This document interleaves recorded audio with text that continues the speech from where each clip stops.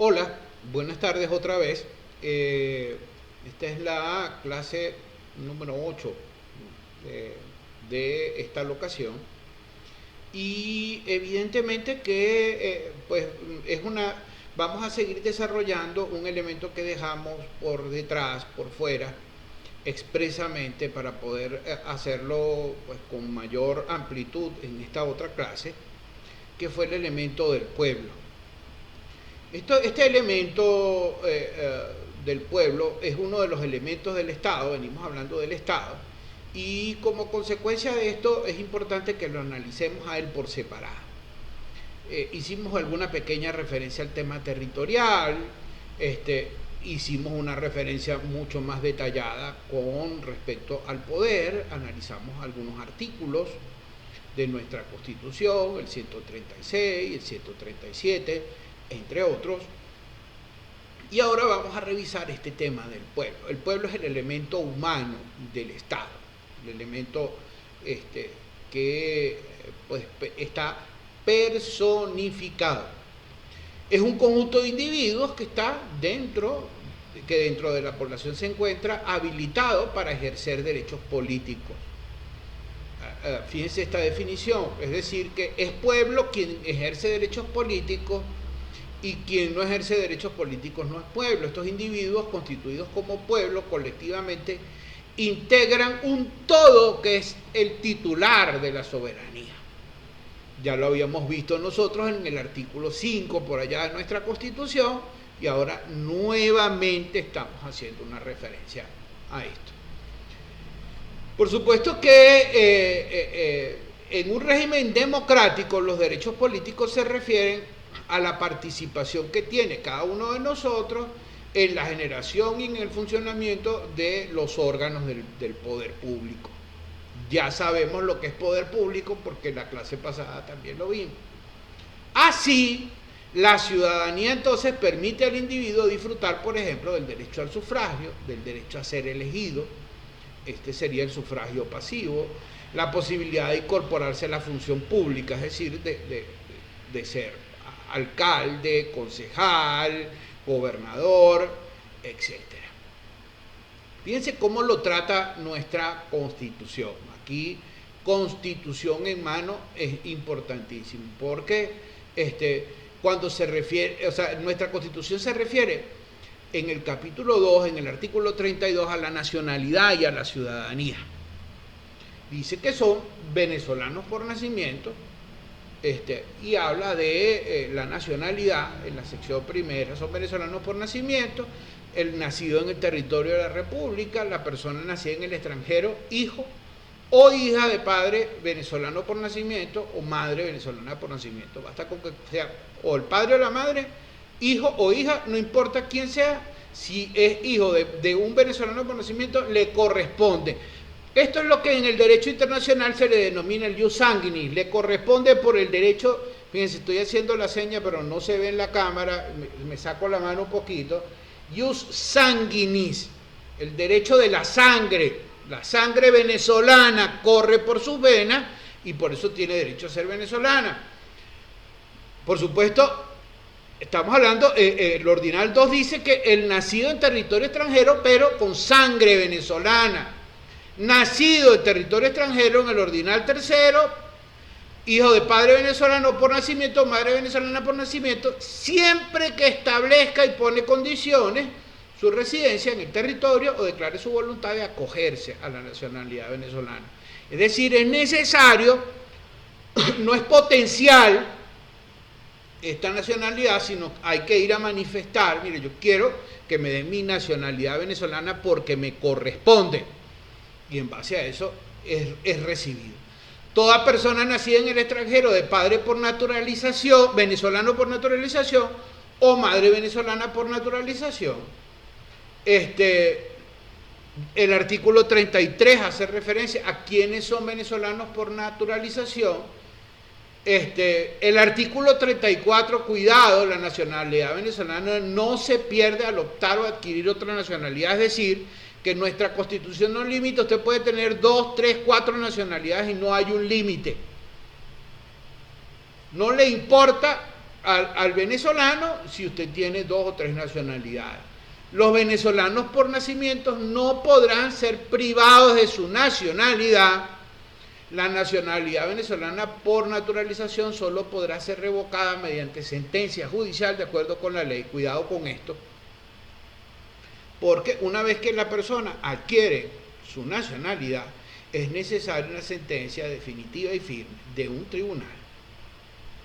No es una decisión administrativa, es un tribunal, dice sentencia judicial, lo dice literalmente la norma, que tienen que, por medio de la cual perdería una persona su nacionalidad. Se puede renunciar a la nacionalidad venezolana, de acuerdo al contenido del artículo 36, el 37 habla de la promoción de tratados relativos a la nacionalidad. Y lo que más me interesa ahora, esta segunda parte, es lo relativo al tema de la ciudadanía. A ver, siendo parte de la población venezolana porque ejerces tus derechos políticos, entonces como consecuencia de ello eres ciudadano venezolano. Y al ser ciudadano venezolano, entonces son aplicables directamente las normas relativas a la ciudadanía que están en nuestra Constitución, en el artículo 39 y siguiente. Dice: los venezolanos que no estén sujetos a inhabilitación política ni a interdicción civil y en las condiciones de edad previstas en esta Constitución ejercen la ciudadanía, son titulares de deberes y derechos políticos de acuerdo con esta Constitución. Allí está definiendo quién es el ciudadano venezolano. Mucho cuidado con esa pregunta, mucho cuidado con ese artículo, no con la pregunta. Bueno, que yo siempre digo las preguntas en clase.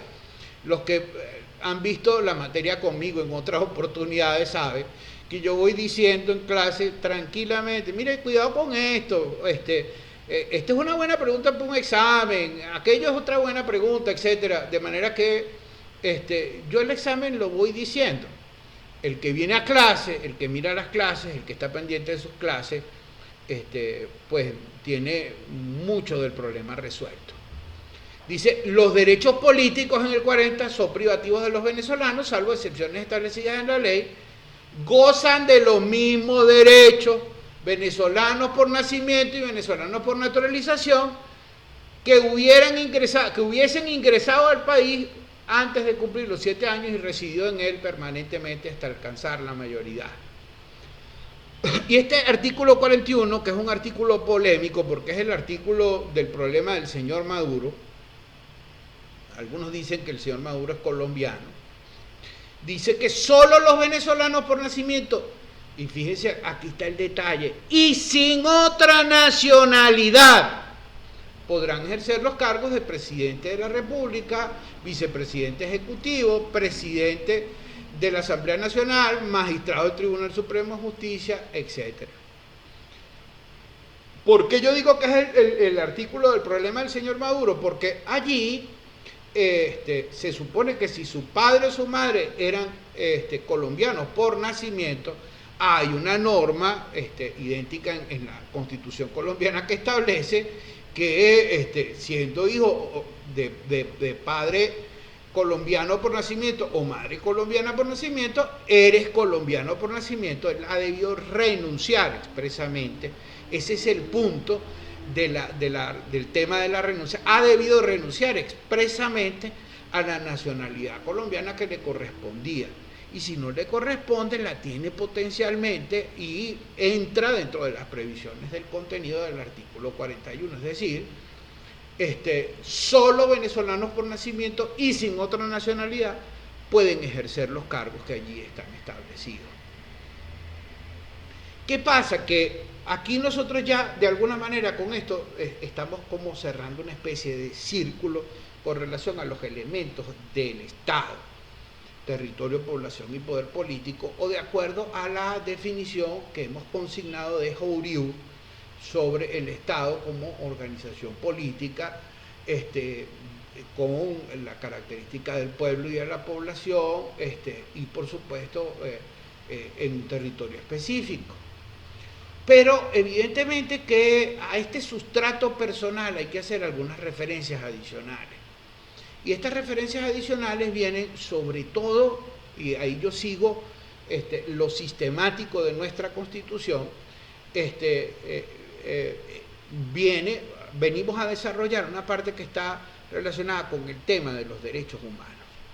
Llevamos 10 minutos de clase, es posible que me extienda un poquito más de la media hora que normalmente nos tomamos, pero yo creo que es importante que primero revisemos algunos derechos humanos y establezcamos esa relación que existe, ¿no?, entre uno y otro tema. Hemos dicho que el sustrato población, el sustrato personal de el Estado está configurado por los ciudadanos, por la población, por el pueblo que efectivamente se encuentra asentado en ese territorio determinado. Pasa como pasa con las empresas, mis queridos estudiantes. ¿Qué es lo más importante que tiene una empresa? ¿Sus activos? No. Lo más importante que tiene una empresa es las personas que conforman esa empresa. Imagínatela por un momento vacía, sin gente. Es decir, cuando un Estado, un país, sufre estos fenómenos como los que hemos ido observando, los fenómenos migratorios, tan pronunciados como los que hemos ido viendo, negados por supuesto por quien detenta el poder en Venezuela, evidentemente que está perdiendo la savia que alimenta el árbol, que es la nación venezolana, que es su gente, su pueblo, su población, su ciudadanía. Y para defender la ciudadanía, además de los derechos que hemos expresado, es decir, ser ciudadano venezolano porque se cumplen con estos requisitos que hemos mencionado, pero además no solamente tienes estos derechos, sino que además, por supuesto, que otorga de elegir y ser elegido desde el punto de vista político, sino que además goza de los derechos humanos. Los derechos humanos es se trata de una construcción que está en la modernidad, aunque cuando nosotros vimos los videos al principio de este curso, debemos recordar que por allá hay un cilindro de Ciro, que por allá está la Carta Magna, que luego en 1789 con la Declaración de los Derechos del Hombre y del Ciudadano se concretan específicamente los principales derechos humanos. Pero ya aquí la cosa es diferente, ya en pleno siglo XXI no es concebible la existencia de un Estado que tenga una población, que tenga un pueblo, que tenga unos ciudadanos, y estos ciudadanos no gocen efectivamente de los derechos más importantes que poseen por el hecho específico de ser persona y por el hecho específico de haber nacido en un territorio determinado. El hecho de ser persona le otorga la dignidad de ser humano. Solo las personas que están dentro del reino animal con racionalidad somos los seres humanos.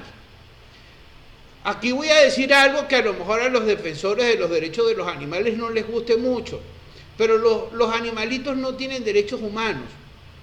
Un perrito o un gatico no tiene derechos humanos, y no tiene derechos humanos porque simplemente no lo es.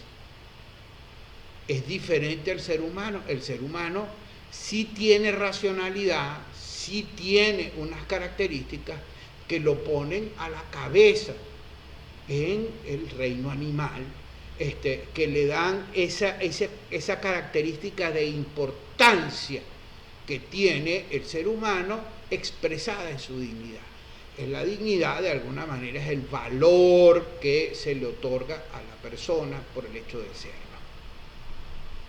Es un tema, por supuesto, que tiene grandes connotaciones de naturaleza filosófica, sobre las cuales en este momento no creo que vayamos a abordar, pero sí es importante que quede claro. Sobre todo porque hay una enunciación de derechos humanos, y a mí me gustaría repasar algunos de estos derechos humanos, para relacionarlos. Ahora nuevamente tiramos una línea hacia el pasado, a las clases anteriores, porque vamos a ver, según nuestra Constitución, lo que se denominan los derechos civiles. Estos derechos civiles son los derechos también denominados derechos individuales o derechos de primera generación. De primera generación, ¿por qué? Porque fueron los que primero nacieron, es decir, los ves en 1783, los ves en 1215, los ves en el cilindro de Ciro, fueron los que primero nacieron. Por ejemplo, la vida. El artículo 43 nos está diciendo que el derecho a la vida es inviolable. Ninguna ley puede establecer la pena de muerte ni autoridad alguna aplicarla. La libertad, en el artículo 44, la libertad personal es inviolable, y establece una cantidad de requisitos allí. Esto no es una clase de derecho y por eso yo no los voy a enunciar. Sobre cómo puede perderse la libertad y qué debe ocurrir en cada caso cuando una persona queda privada de la libertad. Por supuesto que en el 46 está el derecho al respeto de la integridad física, psíquica y moral, prohibición de penas, tratos crueles, inhumanos o degradantes, el respeto con el cual se le debe tratar a la dignidad inherente al ser humano. Fíjense, así lo dice literalmente. Ninguna persona será sometida a experimentos científicos, etcétera. En el 47, por ejemplo, vamos a conseguir el hogar doméstico y todo recinto privado son inviolables solo mediante orden judicial. Otra vez, fíjense, la Constitución es muy clara con respecto a estos temas. Cuando la Constitución quiere que sea algo hecho de una manera en específico, lo consigna y lo deja muy claro. Orden judicial es de un juez. Judicial significa juez, que viene de juez, que pertenece al foro. Las decisiones que dicten los tribunales, por supuesto, con respecto a este tema, deben respetar la dignidad del ser humano. Fíjense, las visitas sanitarias que se practiquen de conformidad con la ley solo podrán hacerse previo aviso de los funcionarios que las ordenen y hayan de practicarlas. Fíjense que este tema sería aplicable hoy en día al tema del COVID. Es decir, usted no es que viene a mi casa y entra... no, mira, nosotros venimos a hacer una visita sanitaria porque pensamos que aquí hay una persona que está infestada de COVID. No. Tiene que haber una notificación. Y por supuesto que toda actuación del Estado, sea del Ejecutivo, sea del Legislativo, sea del Judicial, sea del ciudadano, sea del electoral, tiene que estar motivada. Es decir, el Estado no actúa sin una motivación. Es necesaria la motivación del Estado siempre en toda actuación. En el 48, por ejemplo, nosotros vamos a ver como derecho individual, derecho civil, que se garantiza el secreto de las e inviolabilidad de las comunicaciones privadas. En el artículo 49 está el derecho a la defensa y el debido proceso, y una cantidad de elementos que están relacionados allí. En el 50 está el libre tránsito, toda persona puede transitar libremente por el territorio, ausentarse de la República, etcétera.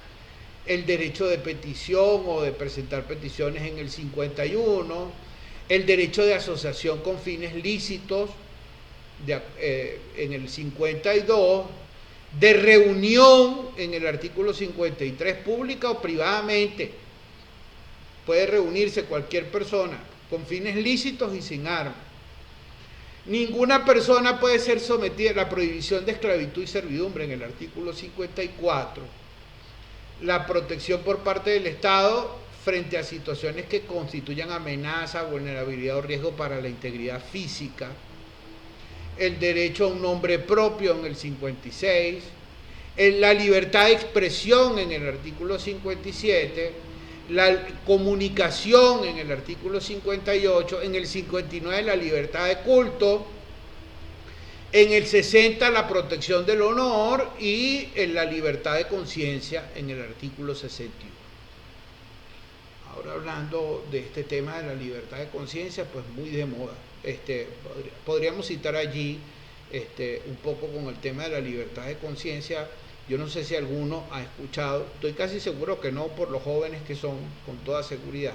Había un peleador de pesos pesados muy, muy famoso que le llamaban Cassius Clay, Mohamed Ali. Mohamed Ali se negó, alegando por supuesto su libertad de conciencia, a ir a la guerra de Vietnam en los Estados Unidos y pagó prisión por esto. Por supuesto una prisión que en todo caso fue injusta porque su religión, en todo caso Mohamed Ali era musulmán, le prohibía ir a la guerra. Por supuesto que aquí están los derechos civiles. Esto es una enumeración muy sencilla, muy lata, muy laxa del tema de los derechos civiles. Yo les pido que por favor lo lean, que lo estudien, que cuando nos corresponda tener las sesiones de preguntas y respuestas, estas preguntas salten y brinquen por todas partes, porque seguro que tiene que generar elementos de interrogantes que me encantaría que podamos dilucidar en esas reuniones que vamos a tener. Ya escogeremos, por supuesto que el WhatsApp será un medio importantísimo, y si logramos tener por supuesto la internet, entonces bueno, será además quizás algún programa de estos de el Zoom, el Jitsi, una cosa de esas que nos permita pues reunirnos a todos por completo, ¿no?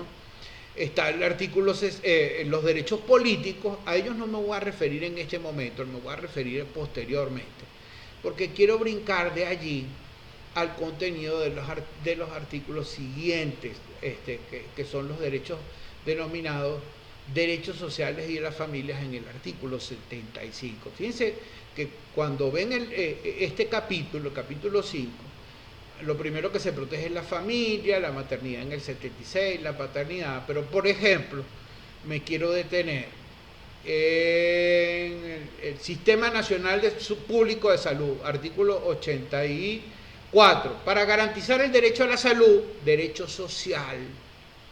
El Estado ejercerá la rectoría de un sistema público nacional de salud de carácter intersectorial, descentralizado, participativo, integrado al sistema de seguridad social, regido por los principios de gratuidad, universalidad, integridad, equidad, integración, etc.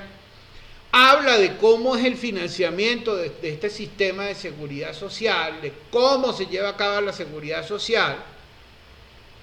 En el 87 dice que toda persona tiene el derecho al trabajo. El derecho al trabajo también es un derecho social. Está por allí, creo, si mal no recuerdo, la protección de los ancianos en el artículo 80, la protección de los jóvenes en el 79, la de los niños, la del matrimonio, pero estoy buscando la educación. Por supuesto 88, 89, 90, etcétera, todos estos evidentemente asociados al derecho al trabajo. En el 95, por ejemplo, está la libertad sindical. Estos derechos que tienen esta naturaleza, la salud, la educación, el trabajo, etcétera, son los denominados por la misma Constitución derechos sociales, frente a los derechos civiles. Estos serían derechos de segunda generación. Por supuesto, cuando yo me refiero a primera generación, segunda, tercera o cuarta o quinta generación, los ambientales, los ecológicos, los derechos asociados, por ejemplo, al tema de la internet, etcétera, como derecho humano, lo que quiero que me comprendan es lo siguiente: no es que tengan unos, por ser primeros, mayor importancia que otros que nacieron después o que surgieron después. Todos tienen el mismo nivel. Esto es una distinción que tiene solo naturaleza pedagógica. Y esta naturaleza evidentemente que lo que nos hace es distinguir, bueno, mira, este es social, bueno, mira, seguro fue del siglo XIX para acá. Mira, este es un derecho individual o un derecho civil. Seguro cuando Locke, cuando Rousseau, un poquito antes por allá, quizás, o por ejemplo, con la Carta Magna, el derecho a la defensa y debido proceso. Entonces, cada uno de ellos tiene una ubicación diferente dentro de la Constitución y específicamente están relacionados con una ideología política, pero han dejado ya de ser parte de esa ideología política porque se incorporan a nuestra Constitución como norma jurídica. Es decir, una vez que ya tenemos el derecho a la educación, ya esa conquista existe como norma. Ha dejado de ser una idea asociada a una ideología política, igual que el trabajo. Ya tenemos el derecho al trabajo allí. Ha dejado de ser parte de una ideología política para verse ahora como parte de un pacto, de un contrato que nos hemos dado todos los ciudadanos de la República, todos los ciudadanos del Estado, para que armonicemos de alguna manera nuestra convivencia en ese espacio, en ese territorio en específico pues que se está dando. Si nosotros miramos, la educación estaba más adelante. Fíjense que sigue el 90 y pico, etcétera. Por ejemplo, el tema de la autonomía universitaria, que es un tema tan importante, está en el 109. El tema de la ciencia, por ejemplo, el interés público de la ciencia, la tecnología, etcétera. La educación está a cargo de personas de reconocida moralidad en el 104. El 103, toda persona tiene derecho a una educación integral, de calidad. Está dentro, la educación es un derecho humano. Y no hay ninguna diferencia entre los derechos sociales y los derechos individuales. Por supuesto, esto es teóricamente hablando. En la práctica sí vamos a observar que hay diferencias. Los derechos individuales pareciera que son como...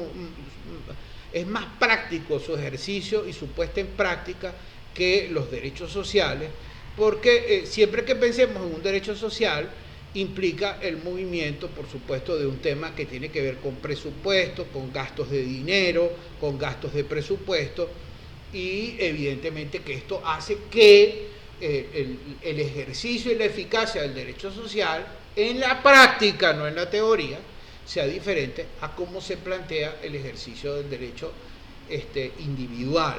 Si tú me violas la propiedad, por ejemplo, en el artículo 115, que está en el artículo 115 y es un derecho humano, evidentemente que el ejercicio del derecho de propiedad es mucho más fácil a través de un tribunal que la violación, por ejemplo, a mi derecho a la educación o a la educación de calidad. Yo creo que más o menos con esta explicación nos vamos introduciendo un poco en el tema de los derechos humanos y por supuesto continuaremos en clases sucesivas profundizando sobre estos temas y sobre todo voy a quedar a la espera de sus preguntas y de sus interrogantes con relación a estos puntos tan interesantes. Feliz tarde.